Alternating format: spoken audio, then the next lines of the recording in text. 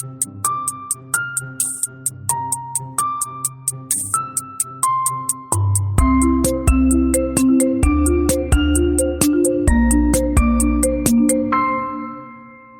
announcement starts now. This is George. Just a reminder that you can see my dear co-host Sam Taggart on tour this summer, starting in July in San Francisco, Seattle, Portland, Washington, D.C., Philly, Chicago, Pittsburgh, and Boston.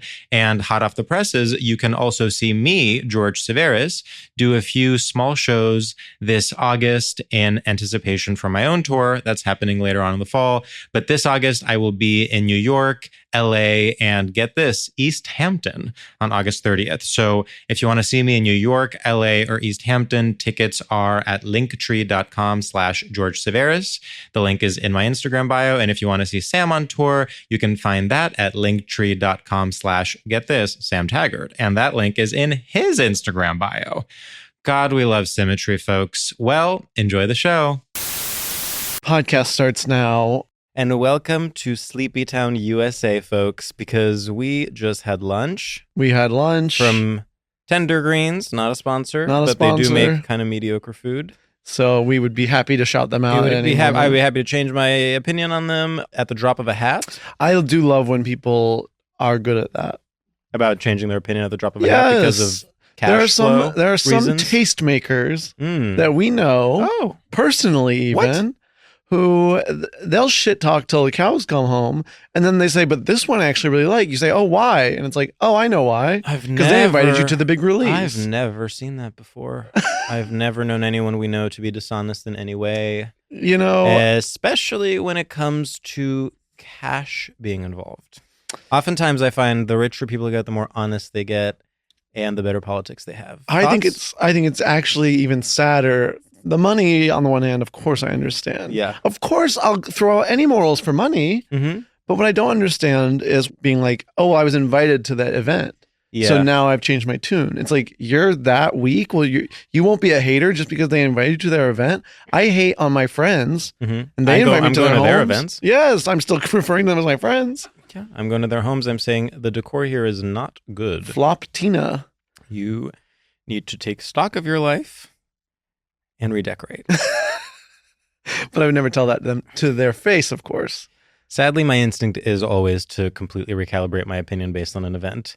And I think something I respect about you is that you don't recalibrate your opinion based on an event. And often you have an even more negative opinion coming out of the event because you go to the event, you're saying, wow, I didn't even know this brand was the type to host such a flop event. Now I like them even less. Yeah, that's really sad. Do you find that you are offended you don't have a Chipotle partnership yet, considering how much money you give them monthly? I'm one of the few who is a remaining Chipotle stan. Well, your Chipotle, what's the word? Your Chipotle, not allyship. I don't know. You know what I mean? Like partner, ambassador? No, your Chipotle loyalty. Yeah. Thank you, me.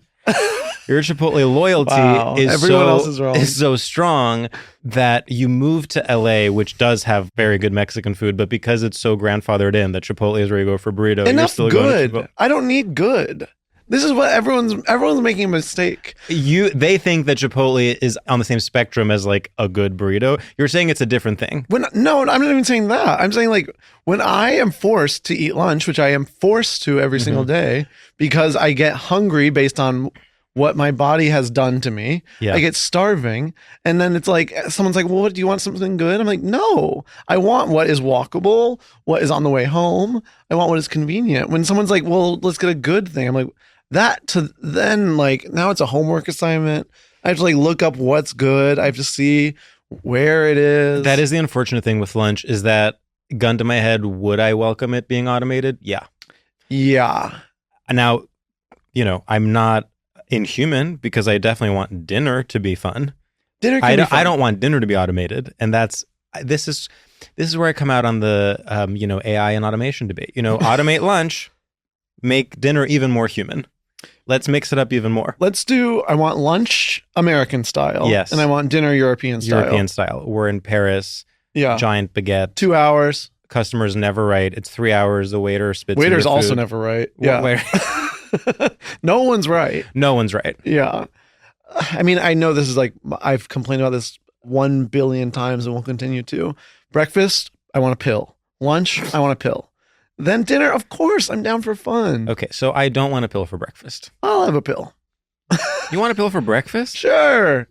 Basically, all I'm doing today, you want to know what I did? How are you going to jumpstart your day? With a pill? I ate eggs as fast as possible to the point it made me nauseous. I said, this is disgusting. And then I went to the gym. Okay, well, where do I even begin? If you're going to eat as fast as possible, you got to go yogurt or cottage cheese, or maybe toast with butter and honey or something like Sometimes that. Toast and jam. Not enough food, and toast isn't enough You food. put granola in it. It's not enough. It is enough. Put fruit in it as well. Slice up a banana. Put in some raspberries and strawberries. Put in some, sort of an artisanal honey from Vermont. You know what's enough? Bee pollen. Chipotle. You're not. When you are eating Chipotle, I'm saying, thank you, this was enough. Yes. Well, I'm also saying thank you. I have diarrhea for 5 weeks. Well, that's true. I don't want to be that type of person that's like, oh, Chipotle, diarrhea.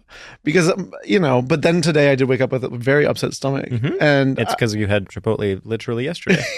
Yeah. And I was like, what's weird? I've been so normal. And I was like, oh. Speaking of lunch being automated, something that I have done, I'm actually shocked I'm about to admit this on air because this is a deep shame of mine. My gym sells little boxes of like baked chicken tenders that are bad, that are for gym bros that just want protein. They're like non-fried chicken tenders that have some sort of like nut-based coating. And one time, because I just needed something, I got one, and I found myself being like, this is actually pretty good. And it's like actually pretty effective in terms of its protein content. Oh. And now I'm doing that like not infrequently. Really? And that is embarrassing. So I'm halfway to automating lunch. Yeah, that checks out for me. There's something, no vegetarian, of course. Those days are behind me, but... Were you a vegetarian? Yeah, for like 4 to 5 years after college. Because I was doing that thing where I was like, well, cooking meat is disgusting. Mm-hmm. Like I was like, this is so gross. And someone was like, well, that's pretty hypocritical. For our generation, like, you're right. Being a vegetarian in college and for the 3 years after college is like how, no offense, but various people will have identified as queer in the generation after us, and then will be happily married and living in Arkansas by the time they are approximately 28 years old. Yeah, legit. And they'll think, and it's like how we think of the hippies, and it's like then the hippies grew up and just like bought homes. Yeah. And they'll be like, wasn't it so fun when we just like randomly were queer? Yeah. Yeah, I love being 24. But that being said, sometimes I'm like, I do think if a chicken had to choose like who's going to eat me, yeah, I would be chosen.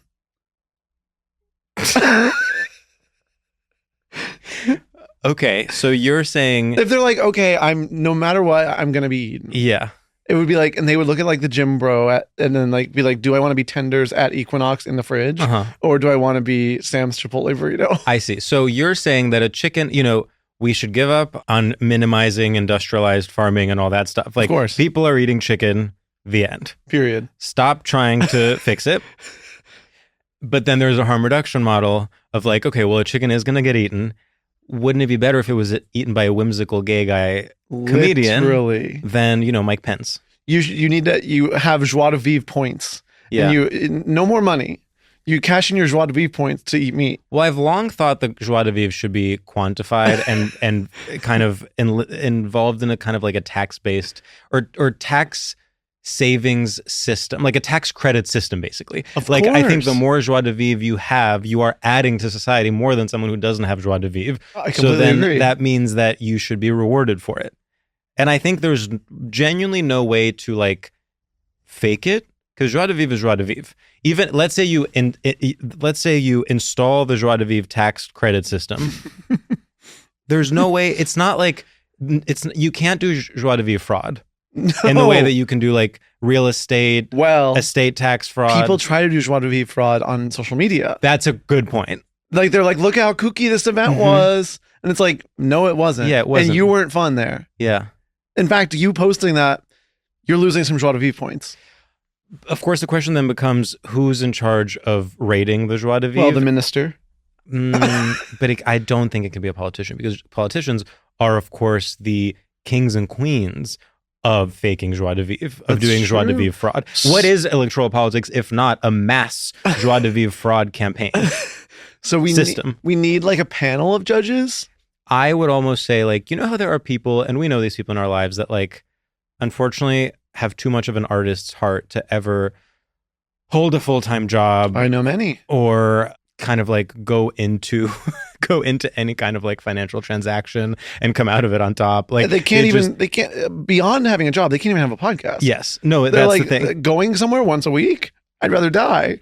No, like making plans, making lunch, showing up anywhere more than, less than 4 hours late. Those people need to be found by some sort of committee. Of course, then it's like, who's on the committee? Okay, but that's different.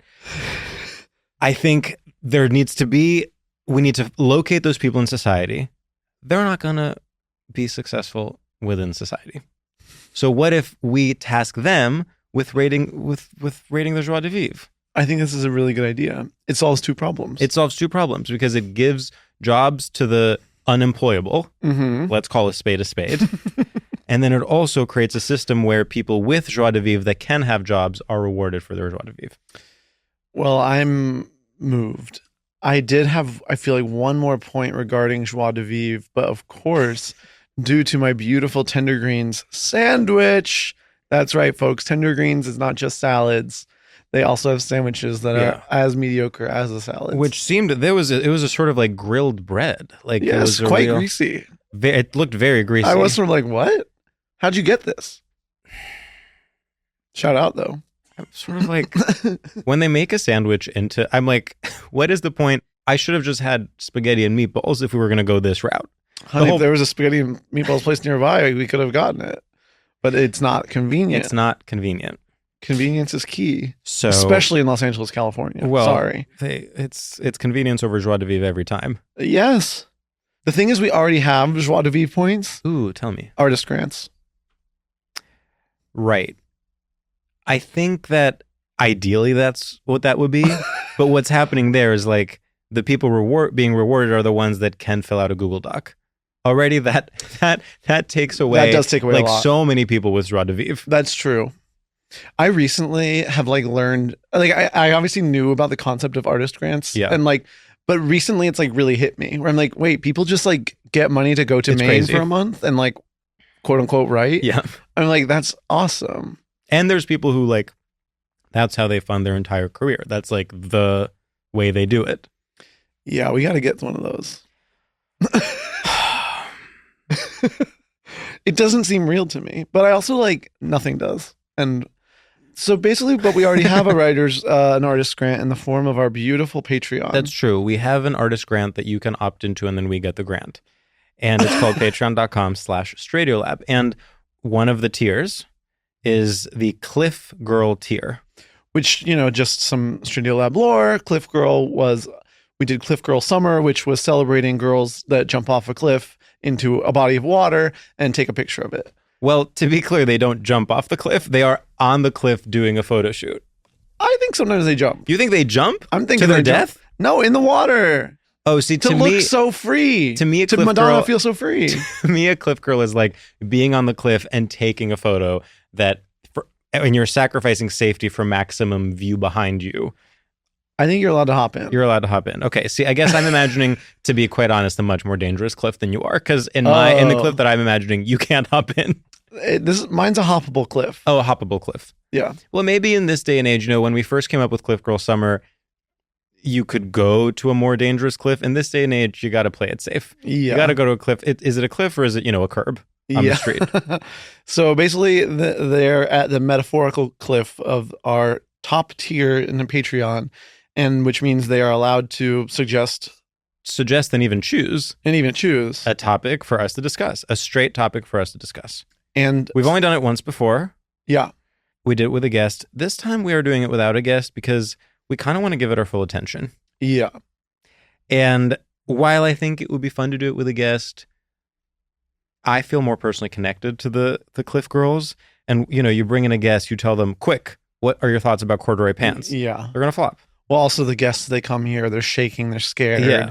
And, we have to coddle them and be like, no, what's your straight topic? No, it's hell. So basically, I'm going to pull up this, I'm going to say only their first name just in case they don't want to be doxxed. Harry, who is a Cliff Girl tier patron. I'm going to be honest here. They no longer are a Cliff Girl tier patron, but they were for a number of months. They've gone back to the normal Glamour Girl tier, which is only $5 a month. So very anyone can do stuff. that. Very tasteful. Anyone can do that. And if you are not financially able to, you can steal that money and do it. Mm-hmm.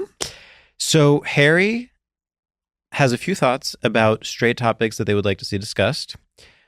YouTube history tutorials, corduroy trousers. Now, trousers is interesting. This is a Brit. Yeah, I'm like, is this person British? Harry. Sure, like Harry Potter. Or Prince Harry. Right, the two Harrys. The two big Harrys. Barn coats. Well, that's again, also very British. I didn't even think of. Cycling, even calling it cycling. Yeah. Very British. So basically, but then here's the thing. Yeah. Last topic, Southwest Airlines. Not British at all. I don't think people in the UK even know what that is. Maybe he's bi-coastal. Maybe he's like Jemima Kirk, who is like fully American but has a fake British accent. Or Madonna. Or Madonna during her Guy Ritchie era. Of course. Okay, so basically we have YouTube history tutorials, corduroy trousers, barn coats, cycling, and Southwest Airlines. Right off the bat, YouTube history tutorials is an interesting phrasing. So that confused me. I believe that it is incorrect. And not to start immediately attacking our dear Cliff Girl. Okay. But I think maybe what this means is just YouTube history videos writ large. Because Sure. I don't know how you would tutor someone into history. Yeah, no, I think you're right. I think we can assume it's that. I think it's like long YouTube history videos that are teaching you about like a specific battle in the Revolutionary War. Yeah. What do you feel? Do you feel that this is straight?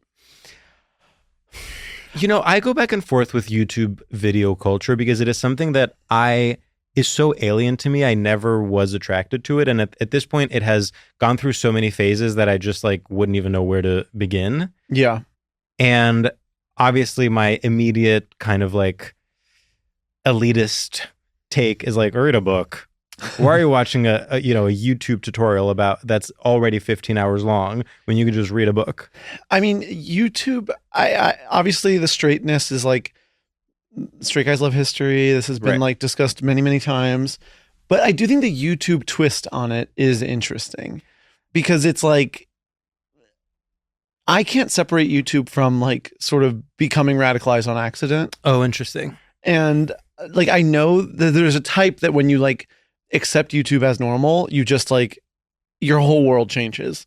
And you're like, okay, now I watch this as just one more channel. So my association with YouTube is still, and maybe this is pre when radicalizing became the big thing. To me, YouTube is like having a kind of like like a nerdy man cave where you're on a video gaming chair and you have like 5 keyboards and behind you there's like, what are those little action figures called with the big heads? Funko Pops? Like a Funko Pop. And there's like, it's this combination of like video game, Pokemon, film nerd, sort of like honestly podcasting, like all of those together. And it's like someone whose entire life is kind of like doing analysis of pop culture detritus. Sure. You're like going like a bit Twitch streamer with it. Yes. To me, it's much more Twitch streamer. But of course, I understand what you're talking about, which is like being like manosphere radicalization. Yeah. Well, it just becomes a TV channel, but then it's still an algorithm and that like self-feeds things. So you are like, if you start out, you're like, oh, I'm kind of curious about history. Then it's like history to like white nationalism is like such an easy little path. Now that's interesting. I guess that's true. I think you're focusing correctly more on the politics of it, and I'm focusing more on the aesthetics of it. Like to me, what turns me off of YouTube, because I don't get served radicalizing things, what turns me off of it is just that I think often it looks bad. And I'm like, oh, I don't want to be in this room. I don't want to even like, sorry to say this, but like even someone like ContraPoints, the reason initially, even though everyone was like, you should watch her video, she's really great. But I was like, wait, but why is she like dressed like a witch and she's dressed like Ella Enchanted and like she's doing a weird voice? Like I can see that she is smart and that I would read maybe a book she wrote, but why do I have to like buy into this aesthetic language? Well, there is something where like visual, like, does this need to be visual? This kind of goes back to your book thing. Yeah. Where it is like, we're putting like all these bells and whistles on this thing. And it's like even a history podcast, I'm like, sure. Yeah. But like a history YouTube video. But because I'm down for like a Ken Burns documentary. I was about to say, like, but the creator is too involved in a YouTube video. And I'm also like, don't you want production value? Well, this is the big question. I'm like, one of my biggest realizations is that no one cares about production value. I thought all of us were craving more expensively produced things. And it turns out people want to watch vertical video dramas that are written by AI and they don't care. But I don't know. This is where this gets me existential because I'm like, well, yeah, like we also voted Trump as our president. Like we have like clip that. the majority of people are not correct. Right. And they need to be like, so, okay, told what's good. In terms of the straightness of it, then, okay, here's something about YouTube that stresses me out. And maybe this is because I'm a traditionalist, but I'm like, what genre is this? Do you know what I mean? There's something where I'm like, when I'm watching a documentary, I know it's a documentary. When I'm watching a video podcast, I can say, okay, this is a podcast that was filmed. When I'm reading a book, fine. When I'm listening to radio, fine. There's something about YouTube where I'm like, how am I meant to interpret this? Am I meant to interpret this through the lens of watching a film? Through the lens of experiencing an audiobook in some capacity? Right. Do I judge this against a TV show? Yes, which actually goes back to my aesthetic anxiety is like, what aesthetic category am I engaging with? And I need to know so that I can then, because guess what? If I was watching this video podcast and the aesthetic category that I had in my mind was late night talk show, I'd be like, this sucks. There are no bits. There's one camera angle. Chill out. Where's Jennifer Lawrence? There was a bit about the pill. Why aren't we throwing to advertisements about Viagra? Like, we talked about tender greens. That's true. We talked about tender greens, which we like. Okay. But you know what I mean? Yeah. Like no, I do know what you mean. But then it's like, if I'm interpreting this as a podcast, I'm like, oh my God, there's video, even better than a normal podcast. Oh, and they're handsome. So that is my issue. And I think that, and I actually think and here I am landing the plane, what's straight about it is the lack is not caring about aesthetic categories. It's basically being like, well, I want to learn something. I don't care how.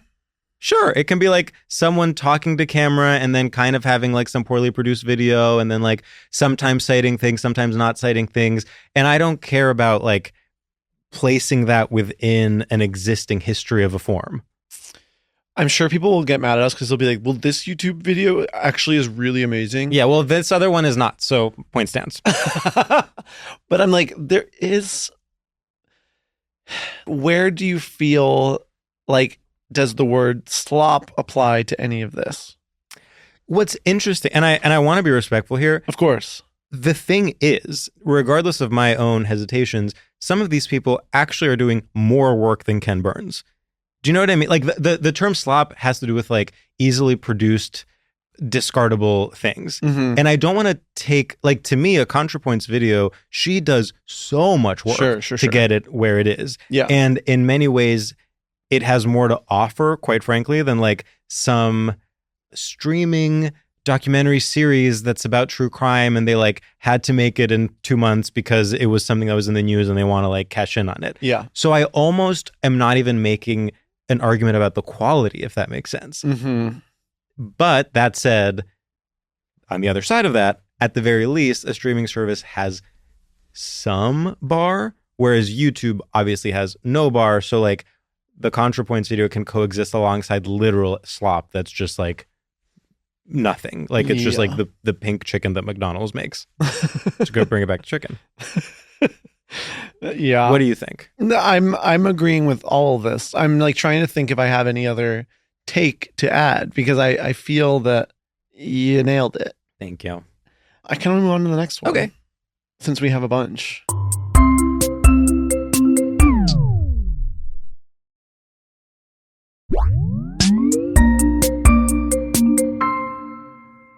All right, next one is Well, it says corduroy trousers and or barn coats. I'm actually discuss not them as sure. one. Yeah. I'm not sure if that means corduroy trousers and or corduroy barn coats, or like they're being grouped together because they are both articles of clothing and it's like corduroy trousers, barn coats. I want to do the second one. Barn coats is a great straight topic. That is like, that's one that if someone brought in, we would be excited about it. And we would be like, yes, there's so much to talk about here. It's just such a loaded piece of clothing. It's obviously like preppy. Yeah. It's like at my college, it's very sorority girl. Yeah. With like the big hunter boots, and you like pretend you're in London or something. So what is your history with barn coats? Well, I do feel like the time I was in college, there was a thing where people were wearing vintage ones and it was really chic and cool. And so there's a part of me that's always like, one day I'm going to do it. And it would be like, obviously like a guy who's like tatted up like really? on his face. And then he's like wearing the barn coat. So it's like high, low, like, and it's like kind of a cool, like, yeah, I was crazy. And now I wear barn coats and have 2 dogs. So for me, this is sort of out of left field. In Greece specifically, Barbour barn coats are huge. Really? And it's like, it's actually like a upper class signifier, like in a big way, like all the like rich kids have Barbour coats, to the point where I was like, oh, this is something so many people around me have. I'll go buy one. And I didn't realize it was like $400. So like I thought that it would be something I could buy with like my allowance. Yeah. I'm trying to think of another thing like that like, I don't know enough about jewelry, but to me, it's like, let's say all the rich girls have like Tiffany bracelets or something. Yeah. And you think, oh, that must be like a thing that teens have. And it turns out their moms bought them for them and they're actually like super, super expensive. Yeah. I really associate it with a kind of like rich Euro kid, so much so that I had never quite understood where it came from. The idea that it came from like British horse culture, like British, like, outdoorsy. Like the idea that it's even outdoorsy had never occurred to me, because to me it was like, oh, what's nice about this is that it's like weatherproof and so you can wear it. And I think I assume one of the reasons it's popular in Greece is because it's tempered enough that you don't need like a puffer in the winter, but you do need a jacket. So I feel like it was people's nice jacket that they had rather than like a peacoat. There was a exchange student that came to college my senior year, and he was like British and like cool and wore like a Ratty Smith's t-shirt, but was also like really intellectual, and like he was in my Chaucer class, and we were like obsessed with him, and we were like, we're gonna make him our friend. And so then we did, and he always wore a like ratty Barbour jacket. Interesting. And I was like, damn, he's the coolest guy ever. Sorry if you listened to that. That was me opening a delicious and refreshing Diet Coke, which is a product I do believe in, and I would actually be very open to sponsorship. Okay. You said something that I think is really, really, really important, which is that a Barbour jacket is one of the tattered element of it is one of those, like a cast iron pan. It's one of those things that like acquires dignity and integrity with age. Yes. And there's like a whole process involved in like quote unquote taking care of it. And it's like, you don't want it to look new. You want it to look like it's been lived in. And that to me is, well, I was about to say that to me is straight. Let me think if I agree with that. I think it becomes straight because it's a performance. It's like you are like actively sort of like, you'll like age it, you'll like find ways to age it on purpose, sort of. Like it's like the strife of the jacket is not real. Right. I mean, it reminds me of like the concept of breaking in loafers or breaking in Doc Martens, or guys who are really into like selvage denim. And it's like there's a whole process, like they wear it around the house so that it can be broken in, even though it makes their like legs bleed. Yeah. I have a question regarding British fashion in general. Please do. I'm an expert. So like, please welcome Alexa Chung. When like, we're in a conservative swing, of course, and that reflects in our clothes. For example, I'm wearing a yellow polo and boat shoes. And I'm wearing like olive colored chinos. Yeah. So like, but sometimes British fashion comes in and out. Yeah. What does that mean politically? Like what Right. What is that reflecting in America when British fashion is in? Well, there is also British. I mean, to me, British fashion is also like punk rock stuff. Yes. Like there's preppy British fashion and there's counterculture British fashion. And actually, maybe that's what it is like it's either at any given point in America, either preppy British fashion or counterculture British fashion is in. And maybe that's the bellwether of whether we're in a conservative or a progressive moment. But currently, I feel like British fashion is like generally not in. Let me think. Like people are being like, no, I'm American. Right. Like I work at the docks. I think you're correct. I don't necessarily think. It almost is tied to twee. Mm-hmm. Because that's when like. We're in a much more Japanese moment. That's not true. To put too fine a point on it. But I think the people that want to be inspired by another country's fashion are going Japan and they're not going London. Yeah. If anything, I actually think British people are going New York. Like British people are being inspired by American fashion. Interesting. And American people are being inspired by Japanese fashion. I'm getting dizzy. And you know what else? Okay. If any fashion people are listening, shut up. What I have to say is, the Balenciaga vibe that then trickled down into like gay guys wearing Salomons, oversized shorts, and like little baby doll tees. Mm-hmm. Like what that was co-opting was actually a sort of like poorer European aesthetic of like soccer jersey, off-brand, fake designer stuff, ugly big sneakers, you know what I mean? And that's not from the UK, that's from like Slovenia. Like it's like that was the European influence that we then brought into high fashion, rather than preppy Barbour or whatever. Interesting. Do you know what I mean? I do. It was a co-opting of like working class, European. I now aesthetics. feel shame about saying Eastern European. Oh, right. I don't know where we stand on that. Excuse me. It's Diet Coke. No, I'm sort of like, is that wrong? No, I think it's fine. This is like the joke that a billion movies made in the 2000s where it's like someone says someone is Mexican and then the other person's like, you can't say that because it's like a guilty white woman. Well, it's even just like, I think, honestly, I feel like you one time were like, well, everyone just says Eastern European when they're like trying to sort of say something else. Well, I do think Eastern European is often a shortcut for whether it's Balkan countries, whether it's frankly even certain like Middle Eastern or Asian countries. Like it's basically like defined in opposition to the big ones like France, Germany, like there's normal Europe, there's Eastern There's Europe. like white and there's spicy white. And like that's basically what an American commentator is saying when they say Eastern European. Yeah. There was this almost like meme where people love to be like, he has the sadness. It's like a sadness in the eyes of a Eastern European porn actor or something. You know what I mean? There's something like depraved about saying Eastern European. Yeah. Well, that was my hesitation, basically. Yeah. But generally, I agree with you. And my other issue is, of course, that I don't know what countries are in Eastern Europe even. And other than the big ones, I'm sort of That's why it's important to go Japan, England. End of list. Pick one, bitch. Yeah. But I wonder if, because I actually think the return to England, I think there was an anxiety around cultural appropriation, and that's what brought people back to Europe. Because like white people, like white American people were like, well, I don't want to be accused of doing Love Angel Music Baby level appropriation a la Gwen Stefani. Of course. I don't want to be accused of, appropriating hip hop and streetwear. So what's safe? People that are even whiter than I am. Yeah.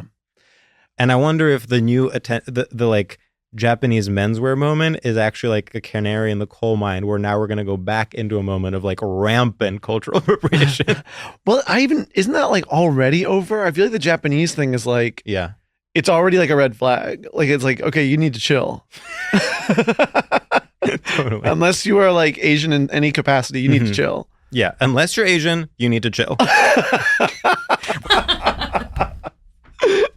It's just, you can't be wearing head to toe like Japanese fashion. Do we want to talk about, you can't, but, and yet I want to.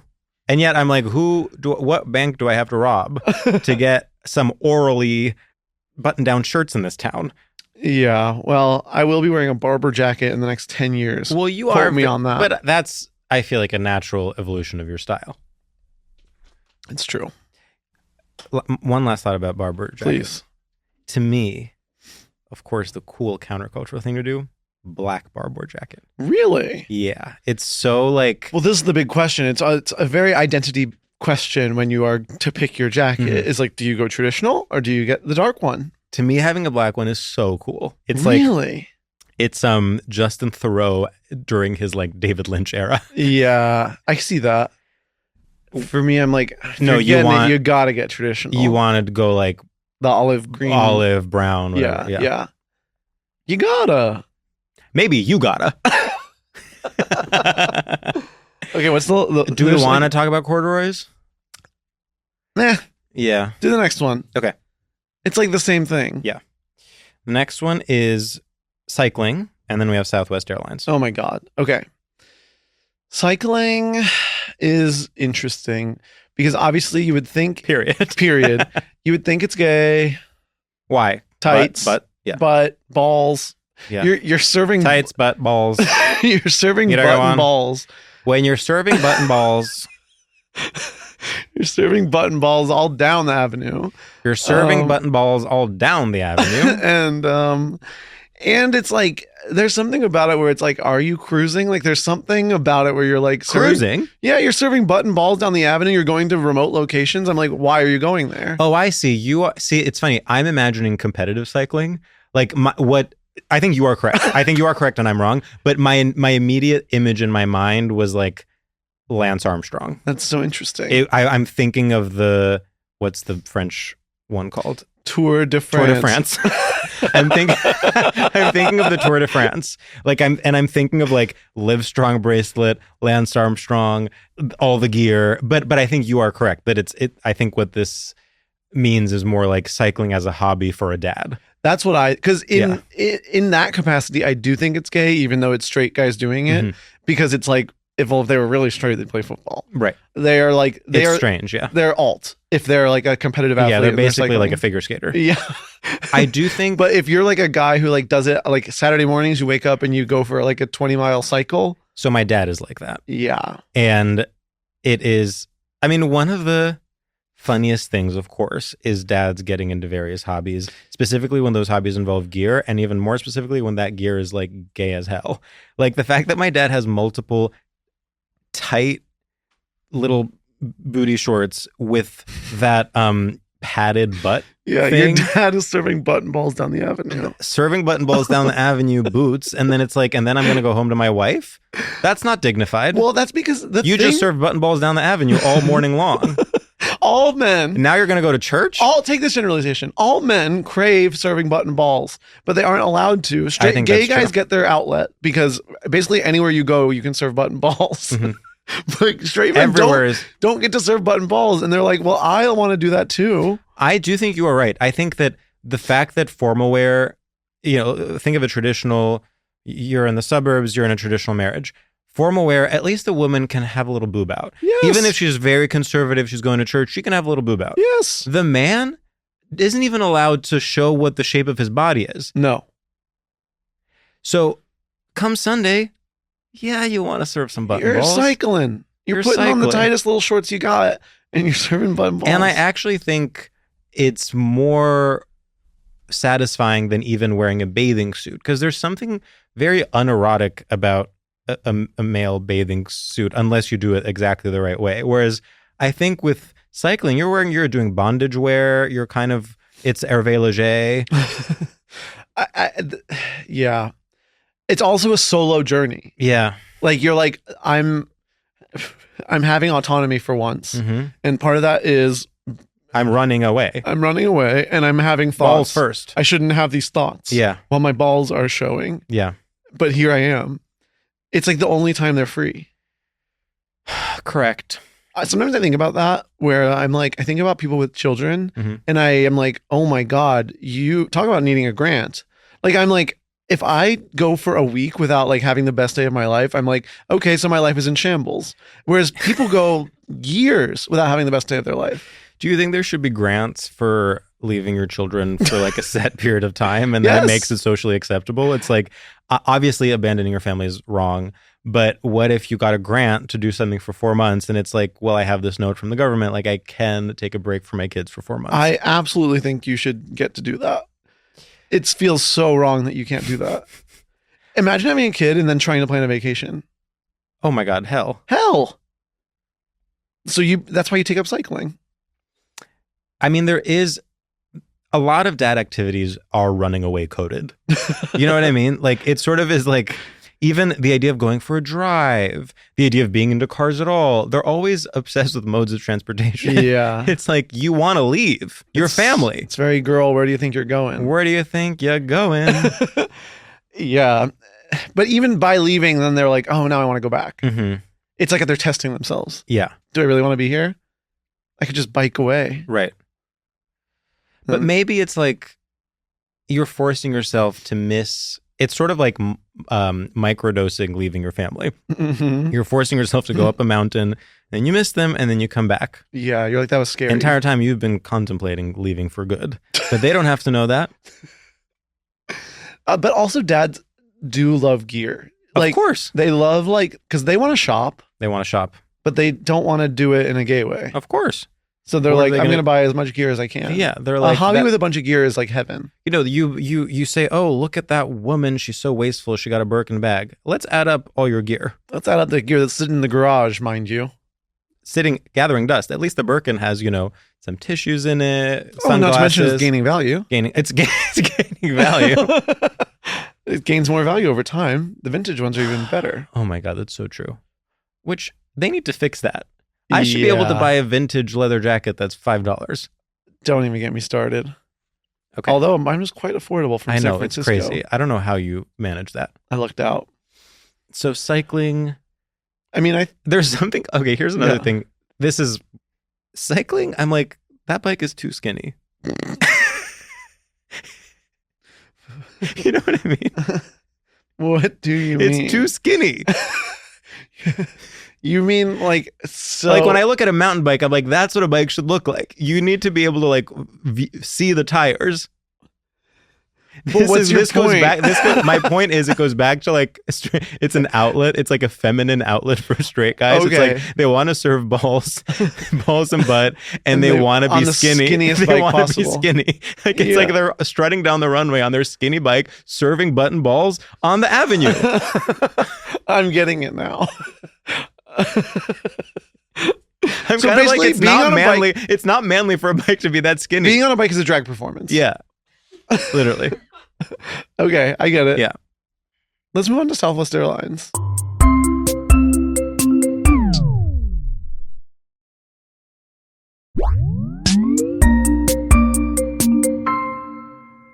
So Southwest Airlines, which obviously is the huge outlier because everything else is British coded. No, it's weird. It's like it's all these British things and then Southwest Airlines. Which it's like, did you hear about that on a TV show? Like, where'd this come from? Or are you in fact? I mean, the word trousers, of course, is what really throws me off. Like to just casually say trousers, that means you literally are British. Or weird. Maybe you're like one of those old-fashioned like Williamsburg hipsters with the handlebar mustaches. Like you've just like never grown out of that phase. Still and you're just like saying trousers because you think it's kind of old-timey and fun. Yeah, let's hope not. But or maybe you are fully like half British, half American or something, or like have a British mom and like you grew up with her saying that, but you actually grew up in Connecticut. I met someone recently who I'm like, I always assume no one listens. So I'm like, I'll just say whoever. But I met someone and he was like, so he grew up, he like lived till he was like, his parents are American. He lived in England till he was like 13. Well, was it Ned? No. Okay, because Ned is like that. Oh.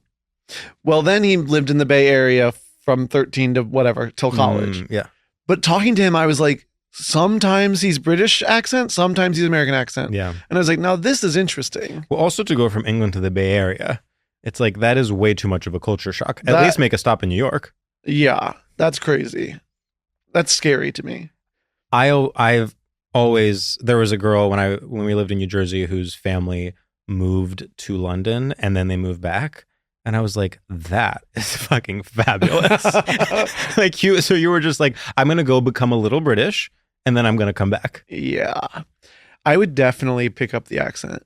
Oh my God. I pick up, it happens to me constantly. One time when we went on a cruise, I developed a Southern accent because a lot of the kids I was hanging out with were Southern.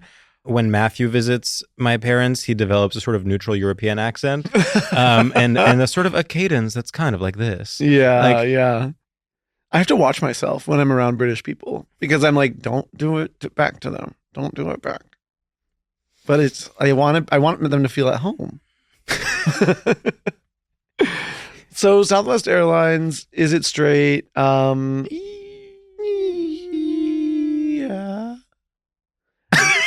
I guess. To me, what's straight up... Okay, obviously the big controversy is that the gimmick used to be, we just looked this up, the gimmick used to be that you didn't get assigned seats and that you got 2 free check bags. Yeah. And then the rug was pulled out from under the feet of the Southwest airline customer base, and suddenly those 2 things are not true anymore.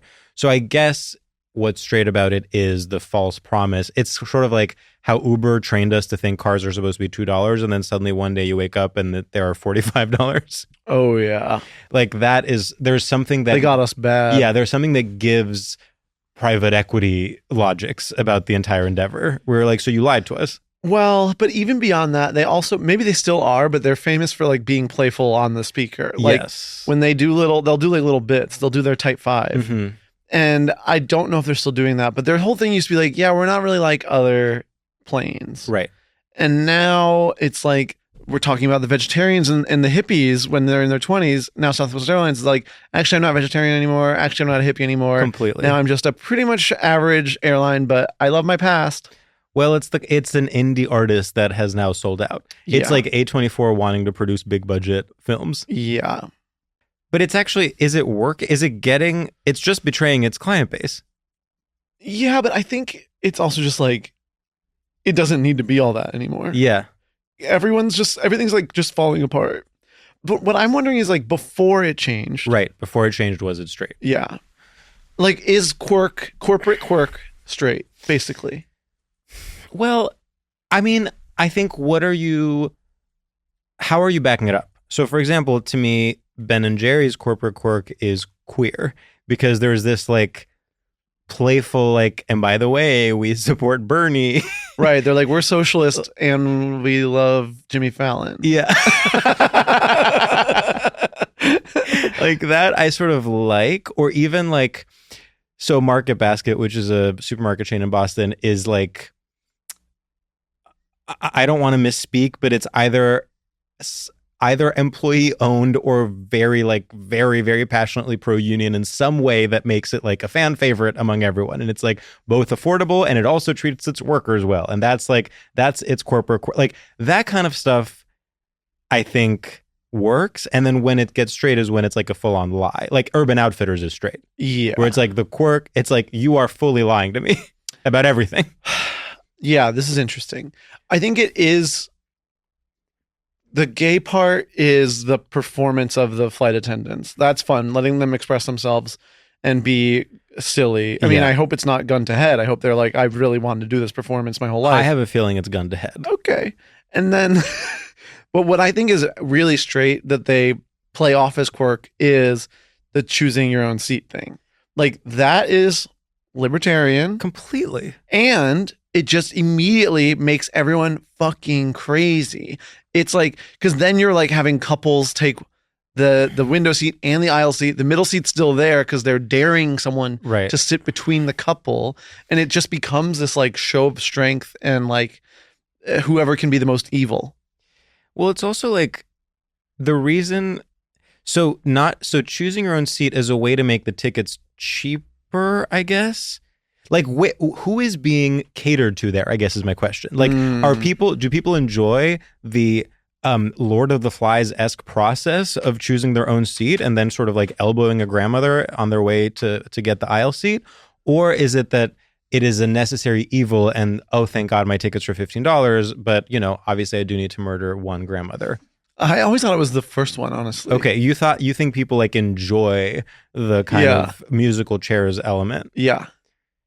It's like they're sort of in a chaos is a ladder mindset. Yeah, I guess. But I'm just to me is because the 2 free check bags, I get it. That's an amazing perk. Oh, what a deal! What a deal! But choosing your own seat, it's like no one wants that. It helps no one. Yeah.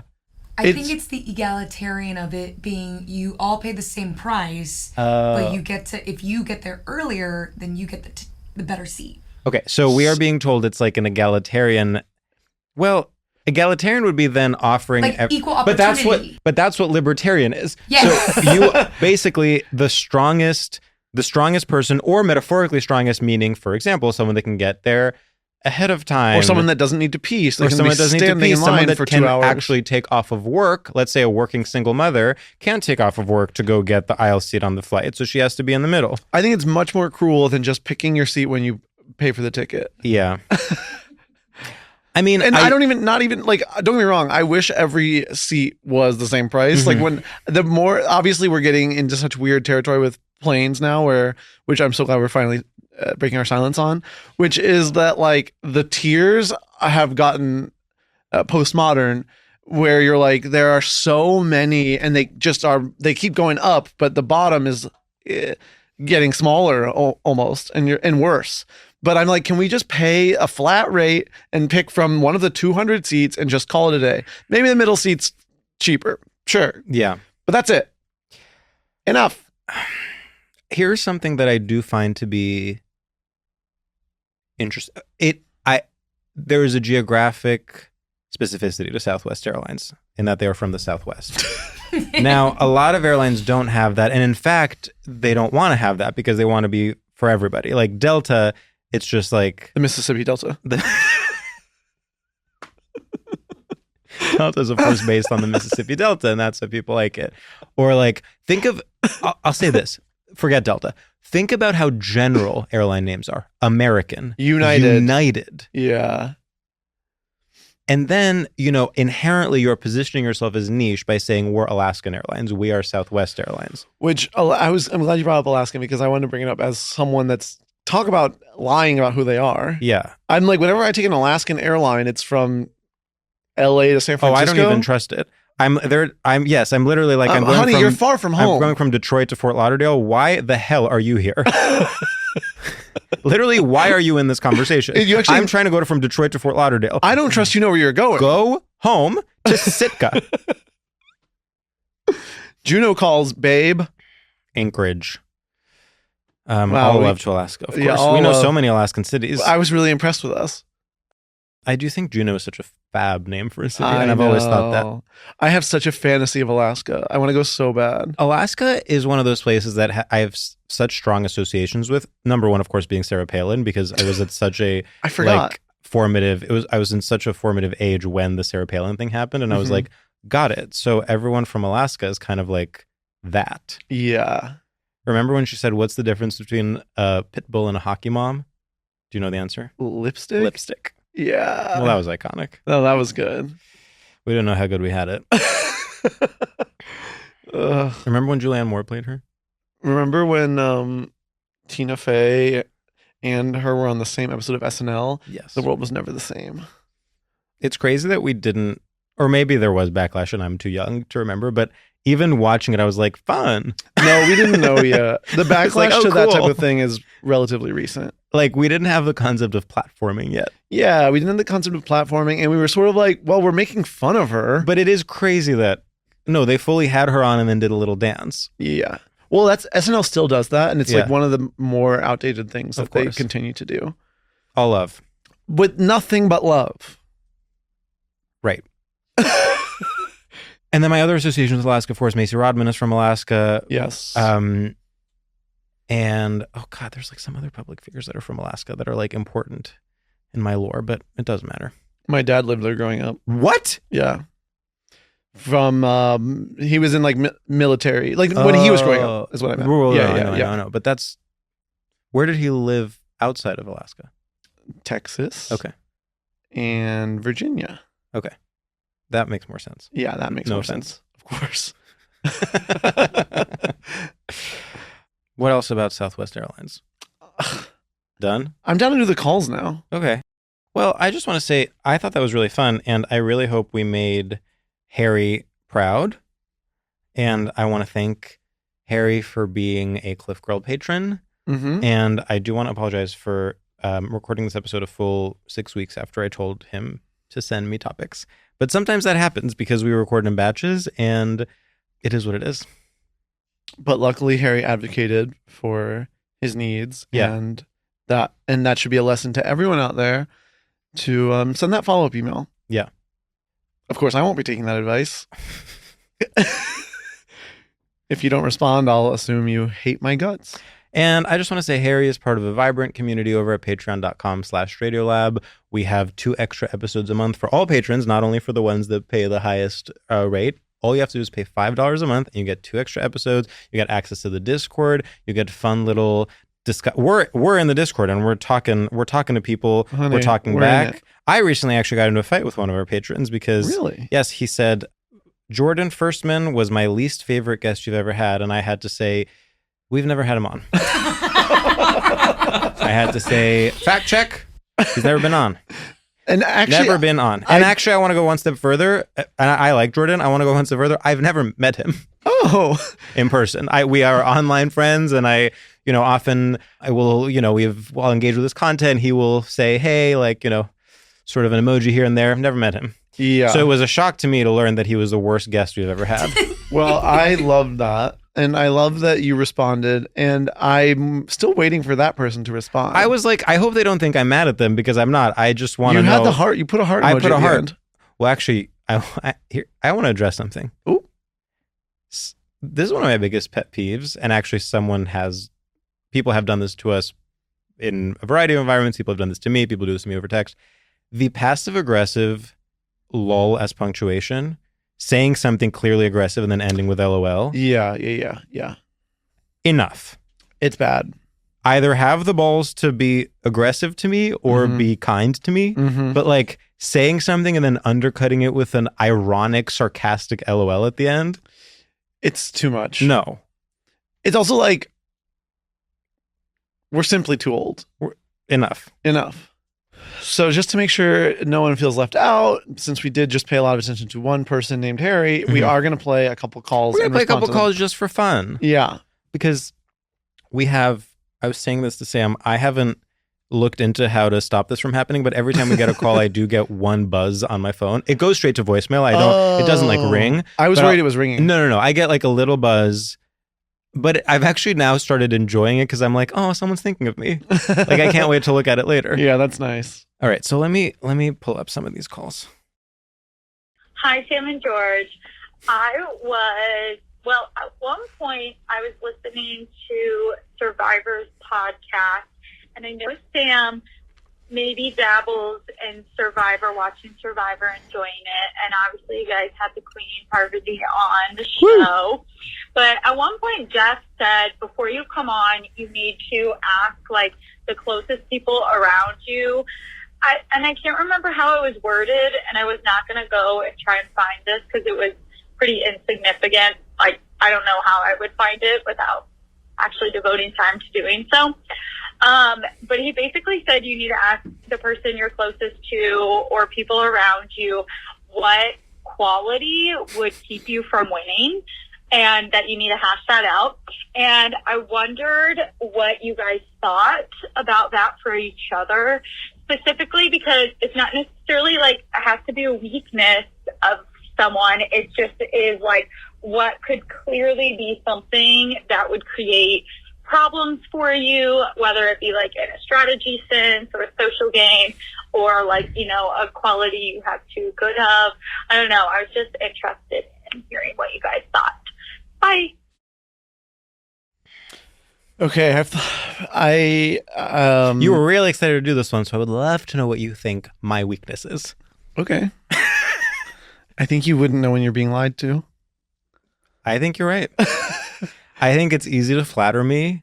I think that despite my cynical exterior, I actually do kind of have an open mind when it comes to people. You're trusting. I'm trusting, and I really, even things like in Hollywood, for example, obviously the biggest stereotype is that everyone lies to your face and says like, we love your voice or whatever. Yeah. Even though I know that intellectually, I like believe it every time. I'm like, wow, I found another person who loves my voice.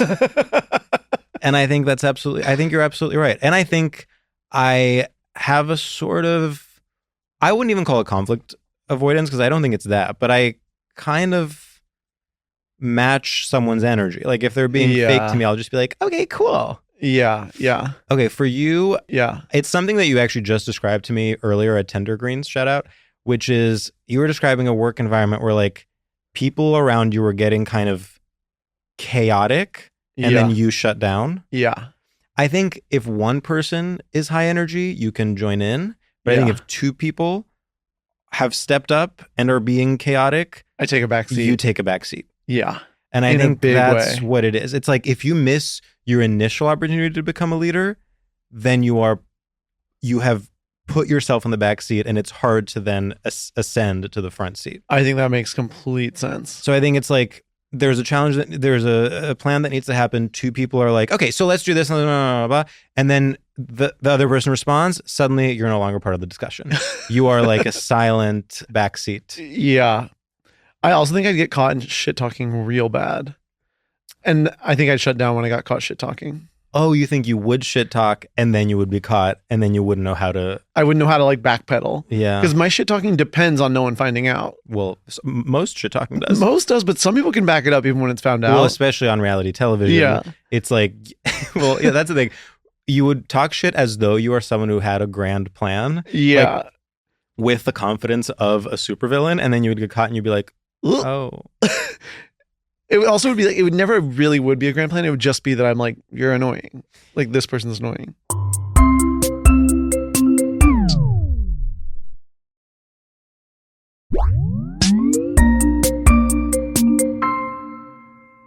Sorry, we just got a call literally as we were recording this. Whoa, that's so scary. What if it's perfect? Let's do it. Maybe it's like an amazing perfect call. Hi, gay guys. Hope this isn't a bummer, but I've been feeling a little low lately and kind of not like myself. So my question is, what is something simple that you can do to just feel a little more gay guy instantly? And maybe aside from like consuming media, just like what's something accessible that I could do maybe tomorrow. Yeah, that's all. I just need to feel a little more gay guy. So, love you. Thank you so much. Well, it's called meth. Yeah, have you considered chemsex? Sorry you're feeling low. Sorry you're feeling low, but I would recommend chemsex. 36 hours, just lose a couple days. Go on a bender. Change your life forever. Go on a bender. Then you'll know what suffering is. No. Yeah. Okay, so he doesn't want to consume media. Obviously, media, that's such a big blanket term. It's a little bit tough. I know. But I would say the most obvious to me answer, which is real. Sex. No. Anal. No. Go to a gay bar. Go for a walk with headphones in. Oh. Get strutting. I think go for you're not running, you're not exercising, but you're going for like a walk where your headphones are in and you're hearing fun music and you're like even wallowing. It can be sad music, but you're like in your own strut. Wallow strut is like there's nothing like it. Sorry, but I just want to say this could be a book. Do you know, I told you how I saw the power pose woman speak at the TED conference? Yeah. So to me, a wallow strut has the branding potential to be like a really big idea, which is when it's basically the same thing as the power pose, which is like when you're feeling down on yourself, make yourself runway walk, like put on 365 pot you go, get on the avenue and strut, and just do that. And I think at first it's going to feel forced, and then it's like how when you smile, you trick your brain into being happy. If you just power strut, you will eventually feel better. It'll work. It always works. Even like listening to like when I'm like genuinely bummed out, I'll like listen to Titus Andronicus.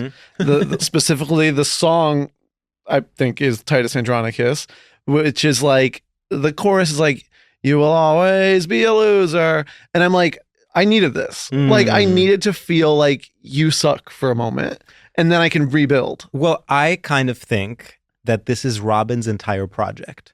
Robin's project is wallow strutting. Yes.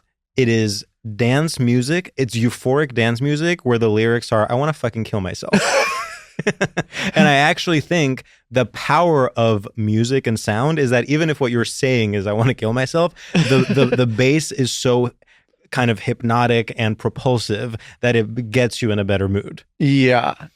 Because if I was of course going to say, what's a gay thing you could do? Go to a gay bar. But I'm very aware of the fact that like, that could make you feel more isolated. Like, for sure. Going to a bar by yourself, as much as I occasionally like doing it, or I like going to the movies by myself, if you're not in the right headspace, that can make you feel even more lonely. Yeah. But I think walking down the street, you need to see people. Yes, you need to see people. And if you're walking down the street, it's not stigmatized to be alone in the way that it maybe is stigmatized to be alone at a bar or alone in a movie theater or whatever. It shouldn't be, to be clear. But like in your head, if you're already feeling down on yourself, you don't want to be like alone at a restaurant. Yeah. But I think being alone on the street, you are part of the walking community. Yeah. And I want to say on record, I did get those wrong lyrics to the song, but okay. But just know that the point remains, and I will not be singing anymore on this podcast. I've been really into Metric recently, the band, which I know we talked about it, and you don't, and you're not a fan, but you know, they also will do this like fun song. Like there's a song called Gold Guns Girls, and their lyrics are, all the gold and the guns in the world couldn't get you off. Need I say more? And it's like, okay, those lyrics are sad, but you're kind of like, let's fucking go. Yeah. I'm trying to think of like other... I know, other things. I think, by the way, the fact that this call came in as we were already recording is very meaningful. And I think we were meant to answer this call on air. Yeah. And I feel very connected to this caller. And so I want to really give them something good to chew on. Yeah. I mean, I do think, frankly, cooking or baking something is a way to access your gay guy a little bit. If that's something that's in your arsenal. Yeah, it's not in my arsenal. It's not in your arsenal, fine. But I respect it. But like, if it's something that's in your arsenal, how fun to make a carrot cake. Yeah. What else? I like the limitation of no media. Like, I like that we're thinking of things. Because I could, of course, be like, watch Miss Congeniality. Spa day. Spa day. Like, I'm trying to think of spaces where you are not required to speak. Yes. Yeah. But you do see other people and you do feel communal alone. Yeah. Like, I think that is really nice. Mm-hmm. Do you do a spa day? It's something I always imagine I will do at some point. I've never done it. Yeah, but like, you know, for me, of course, sometimes it involves sex. Sometimes. Yeah. But not always. Not always. But I don't know what town or city you are living in, so I can't recommend which ones to go to. I'm trying to think of like another of an obvious way to feel better. I don't think, what I wish I could say is go buy something, but I actually think that's really wrong. No. And actually, I have to say, like, I'm at a place where purchasing things simply does not improve my mood in any way. Yeah. It actually makes me feel worse. I will say something as simple as like taking a bath or showering. Like if you're in a wallowing mood and you're like, sure. I woke up, I haven't left the house all day, I'm still in my pajamas.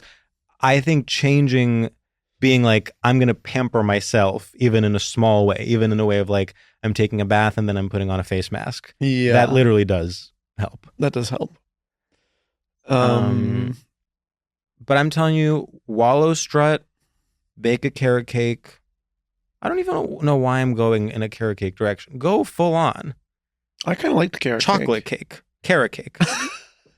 Yeah, because chocolate cake there's something almost too indulgent about chocolate cake, where you're like, well, I'm not going to kill myself. Right, exactly. Like, I'm not putting myself down after this. Chocolate cake is like you're Bridget Jones and you're having ice cream from a giant tub, which only makes you more depressed. It's not going to make you feel any better. Right. Carrot cake is like, oh, yeah, I'm different. Carrot cake is like Kristen Wiig making that one single cupcake in Bridesmaids. Yeah.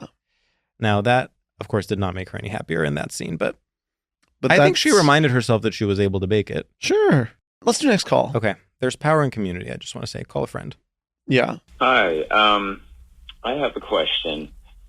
What do you think happened to the soft boy? To me, this was kind of an archetype that was identified by millennials back in like 2015 or 2016. You know, the type of sensitive, sort of, but like manipulative, maybe hipster or alternative straight guy. And it seems to have been rebranded or rediscovered by Gen Z and coined as the performative male. Do you think there's a difference, or do you think that the soft boy is kind of relegated to millennials and performative males are different and a new kind of Gen Z style of straight male?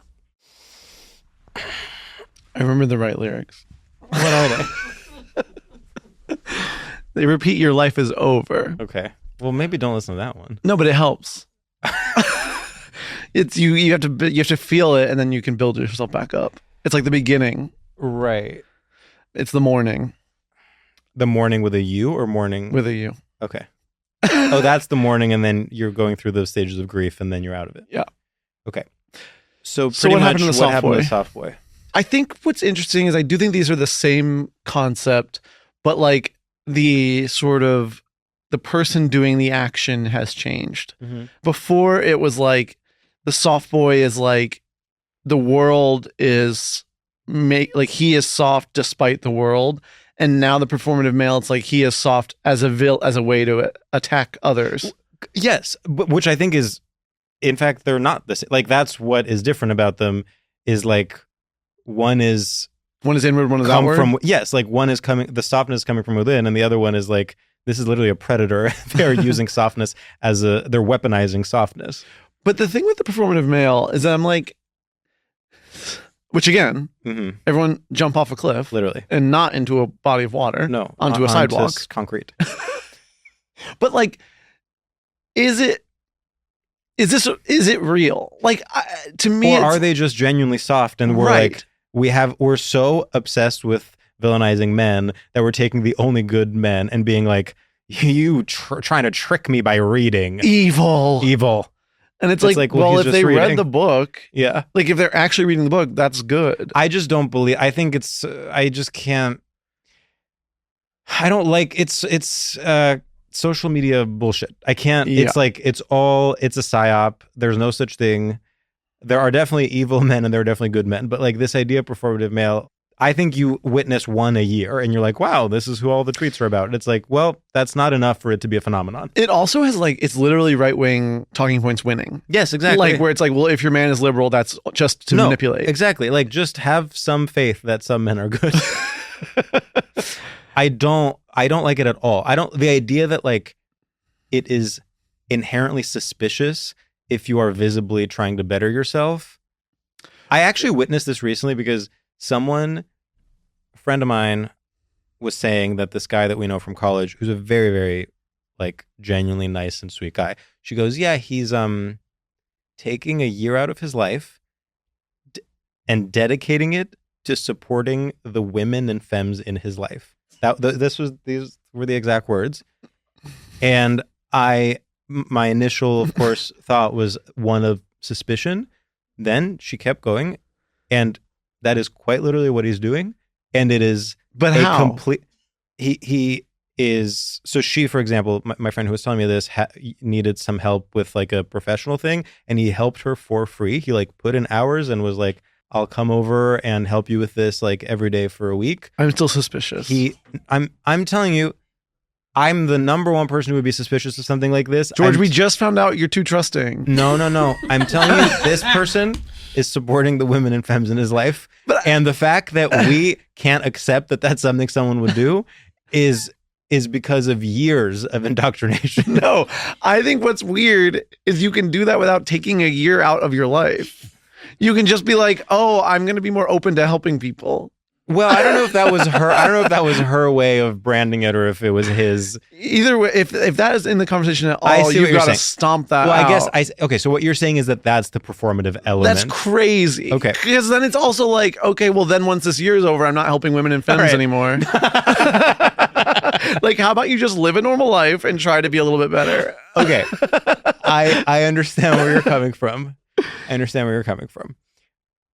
The truth, I think, is somewhere in the middle. I accept that I'm being too, what's the word? Naive? Something. I don't know. I mean, I do think this specific person actually, his heart is in the right place. But I obviously can't know the details. But it that's insane to me. The point is, obviously, some people are dishonest and obviously some people are not to be trusted. Yeah. But let's not start from a place of paranoia. Sure. Especially when the thing, obviously some people, when the thing you're seeing is literally just someone reading a book on the subway. It's like, then chill out. It's like you're the crazy one if you start being violent. Like, if you're literally like, oh, so you're reading that? Why? Because you want me to think you're good? It's like, relax. Yeah. Well, it's very, this is interesting too, because people have a general no Marnie, but people hate someone putting themselves out there no matter what. Yeah. Like if someone is, and sometimes you're right to be annoyed and sometimes you're not right to be annoyed. Like when someone's reading at a bar at like 8 p.m. Right. It's a little like, do you have to read at a bar? Like, oh, interesting. But at the same time, it's also like, just let them read. Like they're allowed to read at the bar. Here's the thing with all of this for me.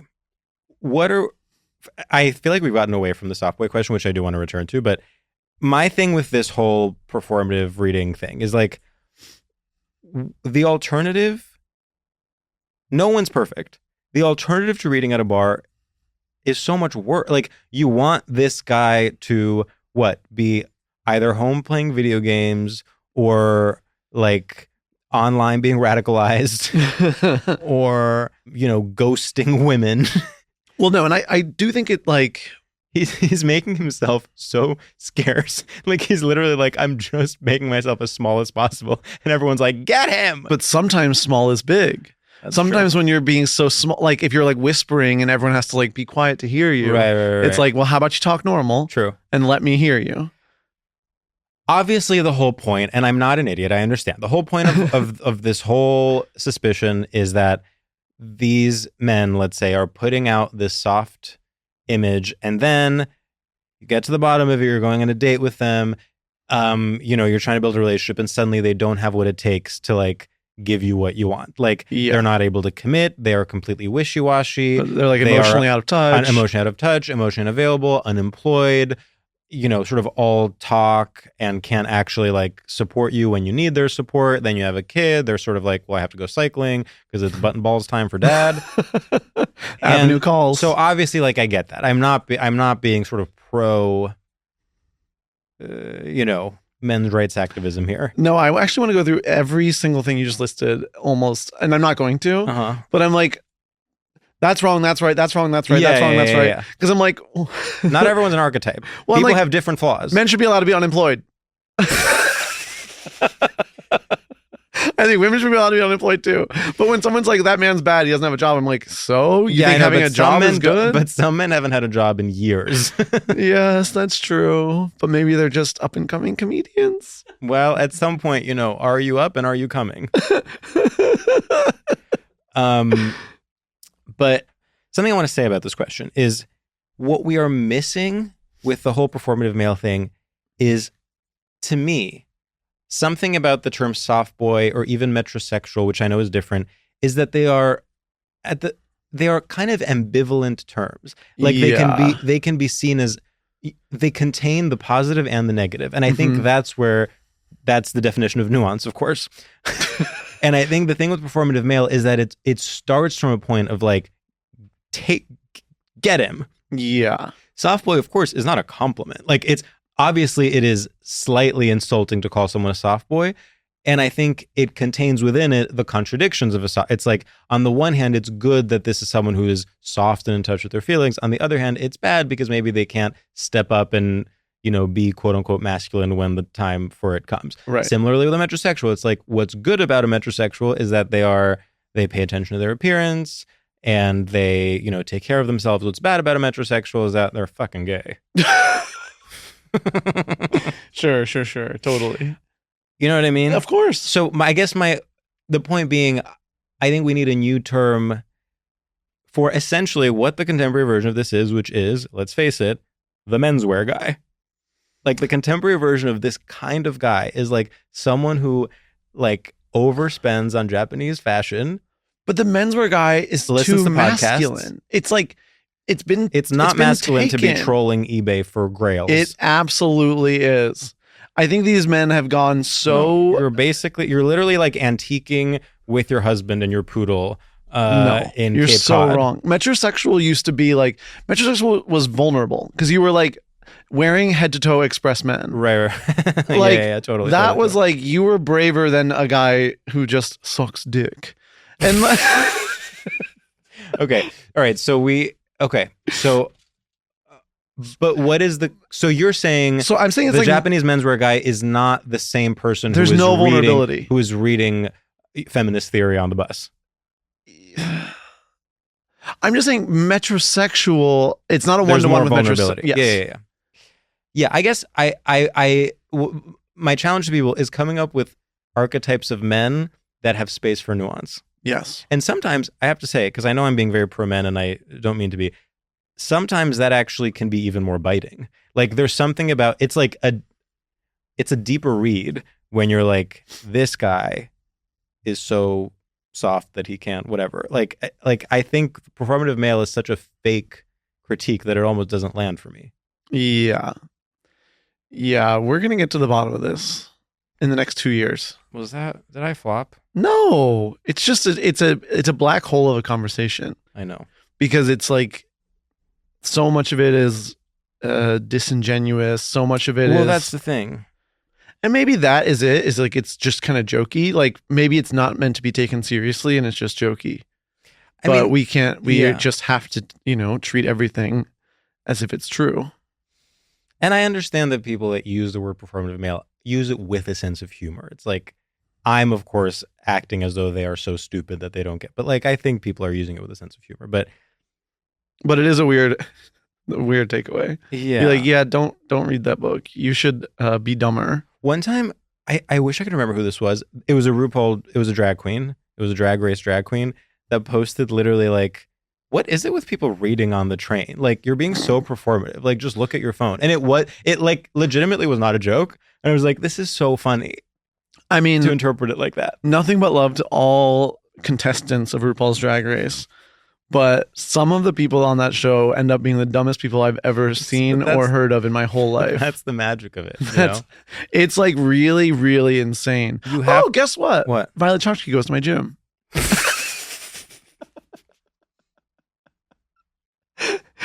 Shout out to Violet Chachki. I like Violet Chachki. Me too. She's a real talent. We made eye contact and I was like, oh my God, I thought you were going to say we made out. I was like, oh, okay. No, we made eye contact in a way where I was like, maybe she has seen one of our reels. I would not be surprised if our reels were being served to old Violet Chachki. Me either. Okay. We have one more call. We also can stop. I mean, it's 3. Oof. And I'm also hot as hell, I gotta say. What's the next one? The gayest superhero one. We could just save it for the next call-in. Save it for the next call-in show. Okay. Well, folks. Well, that was the longest episode ever. You're welcome. I have no idea how long we've been recording, but I assume approximately 5.5 hours. Oh. Not far off.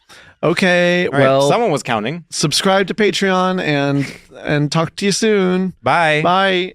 Podcast ends now. StraightioLab is a production by Will Ferrell's Big Money Players and iHeartRadio podcasts. Created and hosted by Sam Taggart and George Civeris. Executive produced by Becca Ramos. Produced by Casey Donahue. Edited and mixed by Lawrence Stump. Social video done by Hot Dog Sandwich.